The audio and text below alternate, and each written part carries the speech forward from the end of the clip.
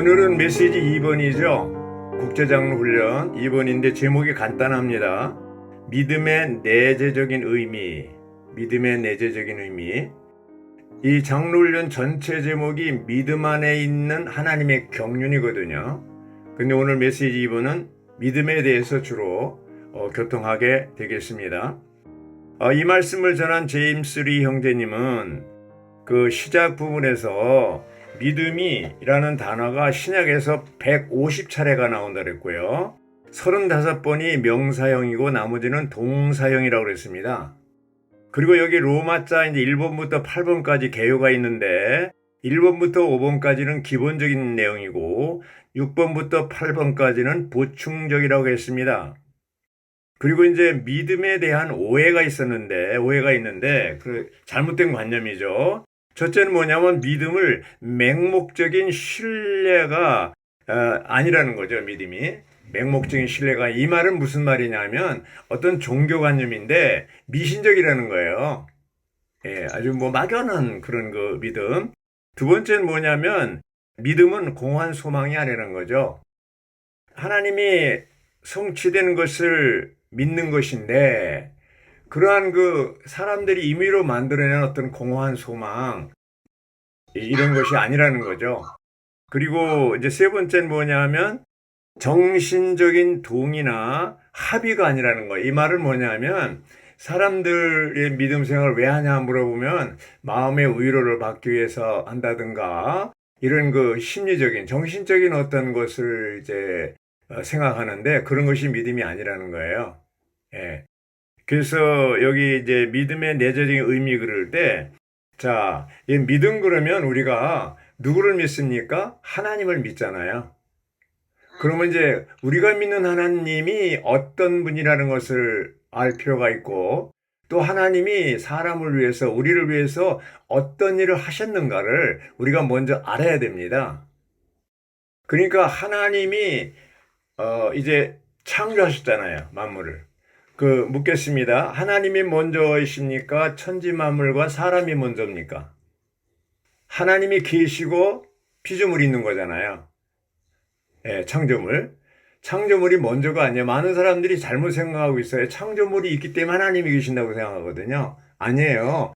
하나님이 계셨기 때문에 먼저 이런 모든 창조물을 창조하신 겁니다.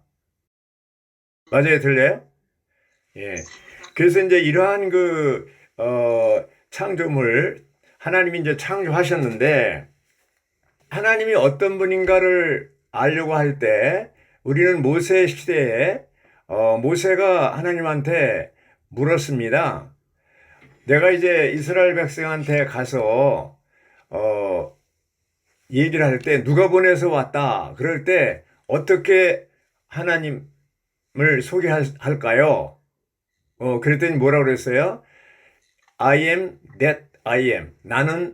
나는이다. 이렇게 얘기했습니다. 아주 다들 쉽게 말하면 자존자, 스스로 계신 하나님이라는 거예요. 자존자.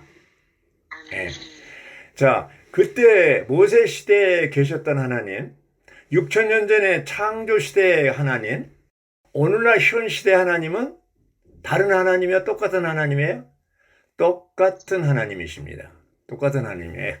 그래서 우리는 이러한 출애굽기 3장 14절에 있는 것처럼 하나님은 어떤 분이냐면 나는 이다. 이런 하나님이에요. 자, 이 하나님이 이 타락한 사람을 이제 다시 하나님의 종류로 끌어올리기 위해서, 타락해서 인류가 됐잖아요. 끌어올리기 위해서 이제 하나님의 신약 경륜을 이루시는데 몇 개의 단계가 있습니다. 인생, 죽음, 부활, 승천입니다. 이 네 가지 항목이 하나님의 신약 경륜의 내용이라고 그랬습니다. 자, 인생이라는 건 뭡니까? 시간과 공간 밖에 있었던 하나님, 이 비밀스러운 하나님이 어느 날 육신을 입고 나타나신 분이 누구예요? 예수 그리스도예요. 성육신이죠. 이때부터 금년은 2022년이에요. 성육신들, 물론 플러스 마이너스 몇 년 차이 있지만 어쨌든 지금 온 세계 230여 개국 78억 인구가 공통적으로 쓰는 것이 예수님의 달력입니다. 2022년. 그러면 예수님이 성육신 되셔서 인생을 사셨는데 뭘 하셨냐? 사복음서에 보면 여기 하신 일이 나오잖아요. 예, 주로 오셔서 복음을 전하셨는데 사역을 하셨는데 주로 뭐예요? 복음, 하나님의 말씀을 가르치고 왕국복음을 가르치고 귀신을 내쫓고 질병을 치료하고 또 이런 모든 것을 이제 하셨잖아요. 그래서 육신이 되심으로 결정적으로 하신 게 뭡니까? 우리 죄 문제를 해결한 건데 그것이 십자가의 죽음입니다. 그래서 십자가 요한복음 19장 30절에 보면 예수님이 십자가의 마지막에 하신 말씀이 뭐예요? 다 이뤘다. 다 이뤘다. 영어로 it is finished라고 그랬는데 다 끝마쳤다는 거예요. 뭐를? 예창조를 다 끝냈다는 거예요. 계명의 율법, 죄와 죄들, 그렇죠? 세상, 자아, 육체, 또 심지어는 사탄의 머리를 박살낸 거죠. 여자의 후손이신 그리스도가 사탄의 머리를 박살낸 거예요. 그게 십자가의 죽음이에요. 그 이후에 이러한 그리스도의 이 놀라운 역사 이후에 바울은 이제 그러한 그리스도의 죽음, 이 사탄을 끝낸 거에 대해서 여기 이제 로마자 5번에 보면요, 에치본이 이제 얘기를 했죠. 우리의 주관적인 믿음 안에서 견고하게 되어 마귀와 맞서 굳게 서야 된다. 베드로전서 5장 8절 9절에 보면 마귀에 대해서 두려워하지 말고, 자매님들 마귀가 두려워요? 안 두려워요? 아마 두려워할 거예요. 어떤 면에서 마귀 두려워하지 말라는 거예요. 뭐라고 그랬어요? 여기 베드로전서 5장 8절 9절입니다. 정신을 차리고 깨어 있도록 하십시오. 정신 차리라고 그러는 거예요. 여러분이 대적 마귀가 으르렁대는 사자처럼 삼킬 사람을 찾아 돌아다니고 있습니다. 여러분은 믿음 안에서 견고하게 되어 마귀와 맞서 굳게 서 있어야 합니다. 할렐루야. 마귀에 맞서, 야고보서는 보면 마귀를 대적하라고 그랬습니다. 그러면 마귀가 도망간다고 그랬어요. 예. 자, 거기서 이제 보면 바울은 뭐라고 그랬습니까? 사도 요한이죠. 요한일서 3장 8절에 보면 주님께서 나타나신 목적이 마귀에게서 나온 모든 일들을 제거하는 거라고 그랬어요. 이걸 믿어야 된다는 거예요. 자, 이제 하나님의 신약 경륜, 하나님이 어떤 분인가 계시고 그분이 육신을 입고 나타나셔서 인생을 사시면서 하신 일, 또 십자가의 죽음을 통해서 하신 일을 통해서 이 사도 요한이나 바울은 무엇을 할 수 있냐면 예수님이 십자가에 죽으실 때 마귀에게서 난 모든 일을 다 제거하셨다고 그랬어요. 그래서 그 복음서에 보면 하여튼 그 마귀에 대해서 뭐라 그랬어요? 베드로가 하나님의 일을 생각지 않고 사람이 생각할 때 사탄아 애들은 물러가라고 그랬고, 이제 베드로의 장모가 열병에 앓았을 때도 꾸짖었다고 그랬어요. 꾸짖었다고 그랬어요.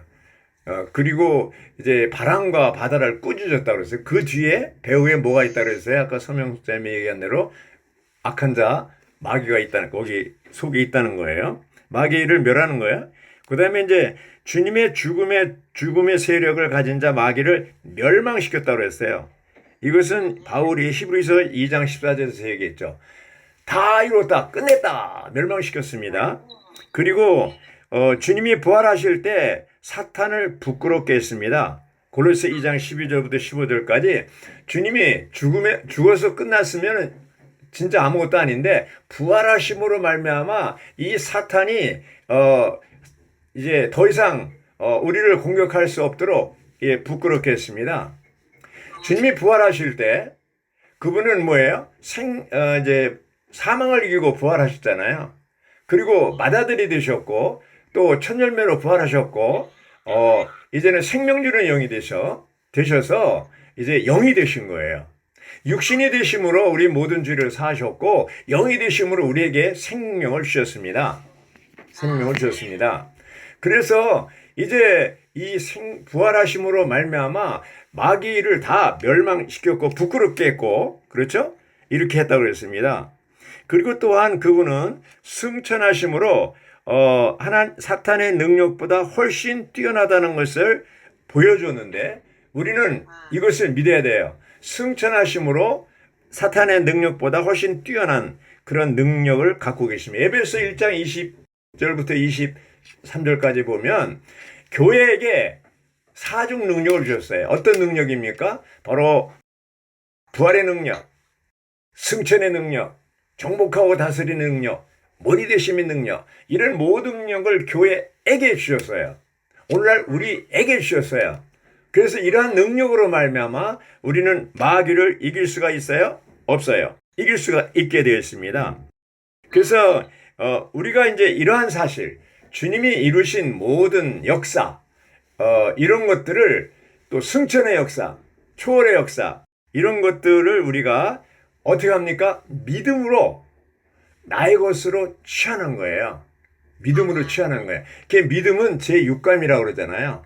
5감이 뭡니까? 바로 우리 물적인 영역에서 시각과 청각과 후각과 촉각과 미각, 이런 것들은 뭐예요? 물질적인 영역이잖아요. 이것은 뭡니까? 우리가 눈이 있기 때문에 아름다운 꽃을 볼 수가 있어요. 근데 이 코는 아름다운 게 아니고 냄새를 맡는 거예요. 어떤 음식의 맛을 혹은 그 냄새를 맡고 알고, 또 미각은 뭐예요? 음식 맛을 혀를 통해서 쉬고 쓰고 달고 이런 것들을 알 수가 있는 거예요.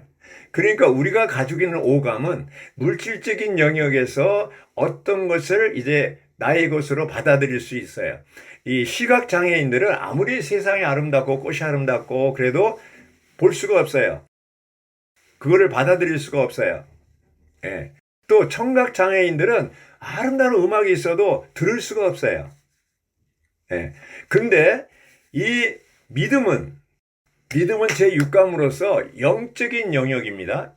그래서 여기 뭐라고 그랬어요? 믿음의 영을 가졌으므로 우리 안에서 역사한다. 믿음의 영이라는 말을 썼어요. 믿음은 영적인 영역에서 하나님이 이루신 모든 구속 역사와 하나님이 우리를 위해서 성취하신 모든 것들, 그 몫입니다. 분깃이죠? 이런 모든 것들을 우리 것으로 받아들이고 영접하는 하나의 수단이에요. 믿음이 없이는 이 하나님의 이루신 모든 것을 주관적으로 나의 것으로 취할 수가 없어요. 그래서 디모데전서 1장 4절에 보면 믿음의 안에 있는 하나님의 경륜이라는 말을 썼습니다. 그건 뭡니까? 주관적으로 받아들였다는 거예요. 객관적인 하나님의 경륜이 믿음 안으로 들어왔다는 거예요. 그래서 오늘날 우리들이 하나님이 이루신 이 스스로 계신 하나님, 또 나는 이다이신 하나님, 그분이 이루신 모든 구속 역사, 구원의 역사가 있는데 이런 것들이 객관적으로 하나의 사실로 있는데 이러한 사실을 우리가 어떻게 그걸 나의 것으로 취합니까? 믿음이라는 수단을 통해서 내 것으로 받아들이는 거예요. 요한복음 1장 12절에 보면 영접하는 자, 곧 그 이름을 믿는 자들에게는 하나님의 자녀가 되는 권세를 주셨다고 그랬어요. 그 믿음은 뭡니까? 영접하는 거예요. 받아들이는 거예요. 하나님이 이루신 모든 객관적인 사실을 주관적으로 내가 받아들일 때 그것이 어떻게 됩니까? 실제가 되는 거예요. 그래서 바울은 히브리서 11장에서 뭐라고 얘기했습니까? 믿음은 바라는 것들의 실질화하여 보이지 않는 것들의 확증, 증거라고 그랬습니다. 이 히브리서 11장 1절은 믿음에 대한 정의를 가장 잘 나타낸 구절이라고 그랬어요. 유일하게. 그래서 이 바울은 히브리에서 11장 1절에서 믿음이 뭡니까? 바라는 것들의 실질화예요. 그 실질화라는 것은 그렇게 실제화됐다는, 그대로 이루어졌다는 거예요. 예. 그래서 이러한 우리가 소망하고 바라는 것이 뭡니까? 바로 하나님 자신을 우리가 바라고 하나님이 이루신 그런 모든 구속 역사가 그것이 나의 것으로 취해야 되는데 하나님이 하신 일이 있고 사람이 할 일이 있고 우리가 할 일이 있습니다. 하나님이 하실 일은 지금 다 해놨어요. 지금 사실로 존재하고 있어요. 하나님도 살아계셔요. 하나님 일도 그대로 다 이루어져 있어요. 그럼 우리는 뭡니까? 그것을 믿음이라는 수단을 통해서 영접하고 받아들일 때 어떻게 돼요? 그 객관적인 사실이 주관적으로 나의 것이 되는 것이죠. 아까 말씀드린 요한복음 19장 30절에서 다 이루었다, 다 끝마쳤다 그럴 때 바로 그때 뭐가 끝났습니까? 계명의 율법이 끝나고 죄와 죄들이 끝나고 자와 육체가 다 끝났어요. 예, 다 끝났어요. 사탄도 끝났어요. 예, 그렇기 때문에 이제 여자의 우선이신 그리스도가 다 끝내셨기 때문에 그러한 사실을 끝낸 사실을 주관적으로 믿음을 통해서 내가 받아들일 때 어떻게 해요? 그러한 사실들이 이제 나의 적용이 되고 체험이 된다는 거예요. 그래서 이 사실과 믿음과 체험 이렇게 예를 들었어요. 어떤 책에 보니까 이게 이 담 있잖아요. 담에 이제 그 사실과 믿음과 체험이라는 세 사람이 이 담을 이렇게 걸어가는데 제일 앞에 사실이 있고 그 다음에 믿음이 있고 그 다음에 체험이 있다고 그랬어요. 그러니까 믿음은 사실만 보고 가야 되고 체험은 믿음만 보고 가야 돼요. 뒤를 돌아보거나 옆을 보면 안 된다는 거죠. 그래서 이 세 가지가 일치가 되어서 하나님이 이루신 모든 그 신약 경륜의 역사, 인생을 사시고 죽고 부활하시고 승천함으로 인해서 그분은 하나님 보좌 앉아 계시고 이제 지금은 온 우주를 통치하고 다스리고 계시잖아요. 부활과 승천의 차이가 뭡니까? 부활은 대통령에 당선된 거고 승천은 뭡니까? 취임식입니다. 오늘 대통령 취임식 날이죠. 대통령이 당선됐어도 취임하지 않으면 그 업무를 볼 수가 없습니다. 예수님이 부활하셨지만 승천함으로 말미암아 이제는 온 우주를 통치하고 다스릴 수 있는 그런 왕이 되시고 만왕의 만주의 주가 되시고 통치하고 다스리고 계시는 것이죠. 그래서 그분은 지금 이렇게 하고 계시는데 우리들은 그분이 이루신 인생과 죽음과 부활과 승천 이런 모든 것을 믿음이라는 수단을 통해서 나의 것으로 받아들일 때 어떻게 됩니까? 그것이 주관적으로 나의 모든 것이 되는 것입니다. 개혁인재 개요 2, 3, 4, 5, 6, 7, 8까지 아주 많은 항목이 있는데 이런 모든 항목이 굉장히 많은 거 아주 복잡하지만 한 것 같지만 한마디로 얘기해서 하나님이 이루신 역사가 있고 그것을 받아들일 때 그 모든 역사가 믿음으로 받아들일 때 내 것이 된다는 것. 이게 핵심이에요. 자, 이제 주님이 십자가에서 다 승리하셨잖아요. 사탄도 박살 냈습니다. 멸망시켰습니다. 자, 그러면 우리는 이 믿음으로 이것을 믿음으로 받아들일 때 어떻게 됩니까? 이게 계시록 3장 21절이나 12장 5절에 보면 거기 이기는 자가 나오고 12장 5절에는 사내 아이가 나옵니다. 사내 아이는 뭡니까? 죽은 이기는 믿는 이들이에요. 사내 아이는 주님이 재림하실 때 대환란을 통과하지 않고 그 전에 삼층천으로 휴거됩니다. 그게 사내 아이예요. 그게 이기는 자라는 얘기죠. 그럼 오늘날 예수님이 다 승리하셨어요. 승리하시고 에베소 2장에 있는 것처럼 하늘에 앉아 계시고 또 6장에 있는 것처럼 이제 서 계십니다.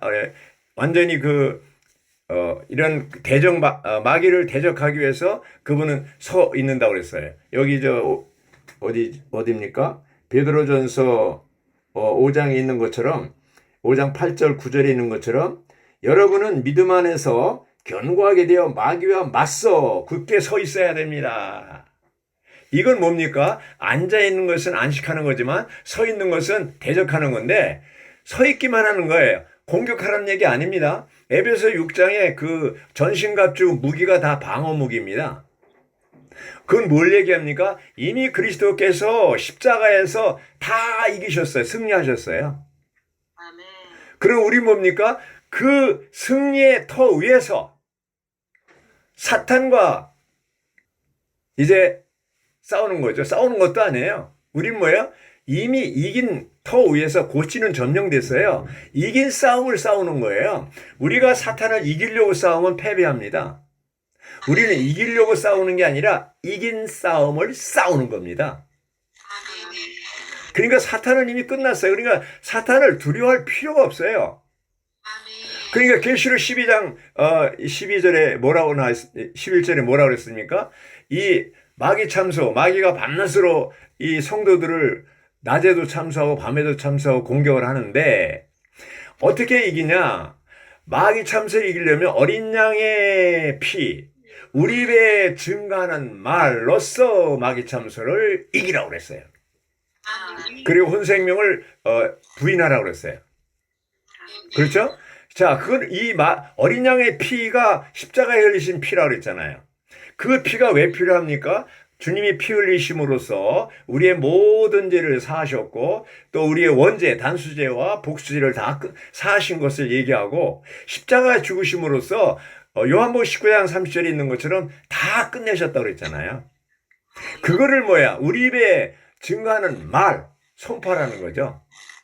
우리가 이제 지체들이 신원할 때 아멘 하잖아요. 또 우리가 이제 말씀을 읽으면서 아멘 하잖아요. 아멘 뜻이 뭡니까? 그렇게 이루어지이다 이런 뜻이 있어요. 그런데 더 아주 강하게 오늘의 양식에 보면요. 뭐라고 그랬어요? 아멘이 그 일이 확실히 이루어질 것이라는 선포라고 그래요. 선포라고 그것에 대해 조금 더 의심하지 않는 거예요. 그대로 다 이루어진다는 거예요. 이루어지옵소서라고 소망하는 게 아니고 이루어졌다는 것을 선포하는 거예요. 마귀 참소를 이길 때 선포할 때 사탄아 너는 끝났다. 네가 갈 곳은 불못이다. 그리스도는 승리하셨다라고 선포하고 주님이 이 십자가에서 부활하시고 승천하신 거 인생을 사신 모든 그 구속 역사와 그분이 이루시 성취하시고 우리의 분깃이 되신 모든 것을 믿음으로 받아들였을 때 그것을 선포하는 거예요. 누구한테? 사탄 마귀한테. 그런 마귀는 도망가 버리는 거예요. 근데 우리가 믿음을 막연하게 그냥 무슨 미신적으로 믿어서는 안 되고 또 이제 무슨 이게 근거 없이 그냥 하는 게 아니고 모든 우리의 믿음의 근거는 하나님의 말씀입니다. 하나님의 말씀이에요. 예수님은 요한복음 10장에서 나는 목자라고 그러고 또 6장에서는 생명의 떡이라고 그러고 또 14장 6절에는 나는 길이요 진리요 생명이라고 얘기하고 그렇죠? 생명의 떡, 생명 자체라고 그러고 또 포도나무로 얘기하고 이 모든 얘기를 할 때 우리는 뭐예요? 다만 아멘 이렇게 얘기하면 되는 거예요. 그렇습니다. 그렇게 맞습니다. 주님이 무슨 얘기를 하시든 이제 우리는 아멘하고 그것을 받아들일 때 그 모든 사실이 믿음을 통해서 나에게 체험이 될 수가 있는 겁니다. 그 세 단어를 기억하십시오.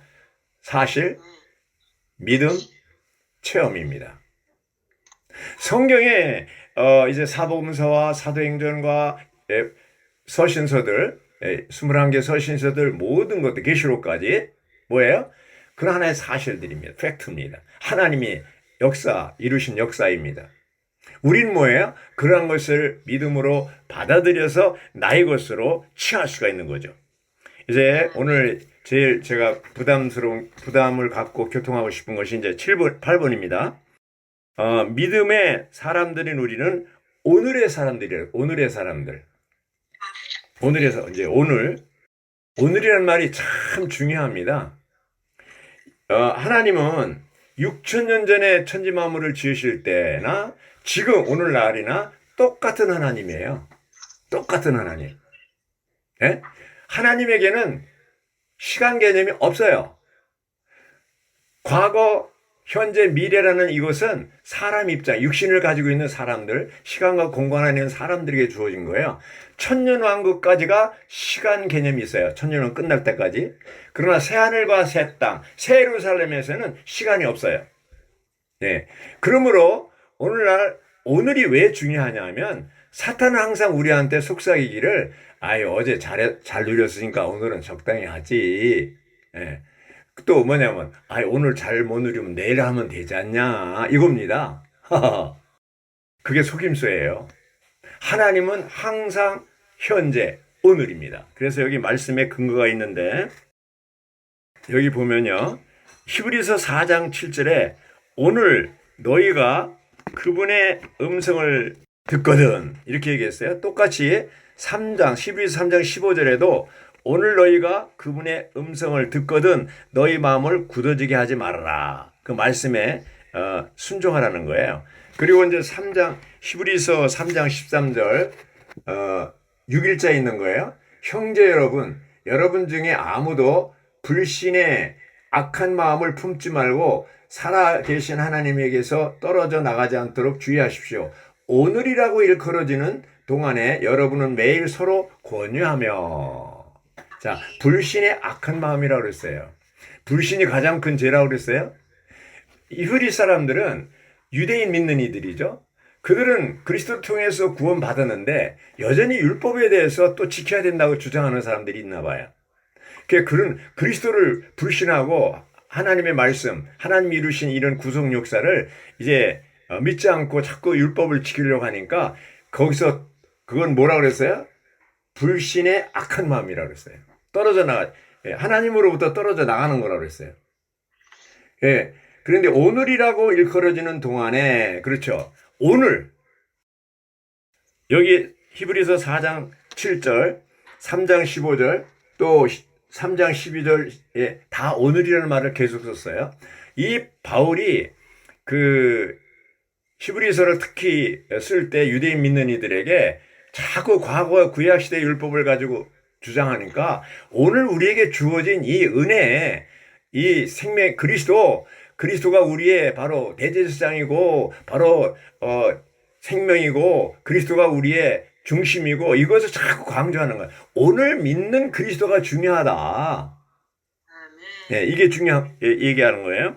그래서 여기 보면은 이제 고린도후서 6장 2절에서 바울은 또 뭐라 그랬냐면, 보라 지금은 은혜 받을 만한 때요, 보라 지금은 구원의 날이로다. 회복력 성경은 보십시오 지금이야말로 구원의 날입니다 그랬어요. 그래서 여기 이제 히브리서 4장 7절과 3장 15절과 3장 13절에는 오늘이란 말이 있잖아요. 그런데 고린도후서 6장에는 뭐야? 지금이란 말이 있어요. 오늘보다 지금은 더 현실감 있는 거예요. 저는 지금 이게 이렇게 교통하면서도 주님의 임재를 느끼고 있습니다. 주님이 저를 통해서 지금 말씀하고 있다는 느낌이 있습니다. 바로 지금 레마의 말씀으로 말씀해달라고 저는 이 집회 전에 계속 기도했어요. 지금 주님이 말씀하고 있어요. 오늘이 중요합니다. 오늘 1년 1독을 하거나 또 라이프스타일 읽거나 누구한테 전화하거나 신방하는 거나 이 모든 것이 미루면 안 됩니다. 바로 오늘이다. 오늘. 하루살이한테 야 하루살이 내일 만나자 빠이빠이 하면 하루살이는 그게 무슨 말인지 모릅니다. 하루밖에 못 살아요. 우리는 오늘 하루밖에 못 산다는 이런 마음으로 오늘밖에 없다. 내일은 없다. 이런 마음으로 사는 것이 굉장히 중요합니다. 그래서 오늘 할 일을 내일로 미루지 마십시오. 또 어제 잘 누렸으니까 오늘 아닙니다. 오늘 할 일은 오늘 다 하셔야 됩니다. 예. 1년 1독도 마찬가지, 라이프스타일 읽는 것도 마찬가지, 또 누구한테 전하는 것도 마찬가지, 신방하는 것도 마찬가지. 항상 우리는 하나님이 살아계신 분을 믿고 그분이 일하신 하나님을 믿고 그분이 우리에게 끊임없이 말씀하시면서 지금 현재 지금 오늘 함께 움직이기를 원하시고 계십니다. 주님은 지금도 과거의 어떤 역사보다도 참 과거는 좋았는데 이런 말 하면 안 됩니다. 그거는 굉장히 부끄러움입니다. 오늘이 제일 놀라운 날이고 오늘이 제일 즐겁고 오늘이 가장 기쁜 날이고 오늘이 아주 의미 있는 날이라고 우리는 선포해야 됩니다. 사탄은 어제 내일이라고 속이고 있지만 거기 속지 마십시오. 오늘 하루밖에 없다는 이런 마음으로 생활하길 원합니다. 아멘.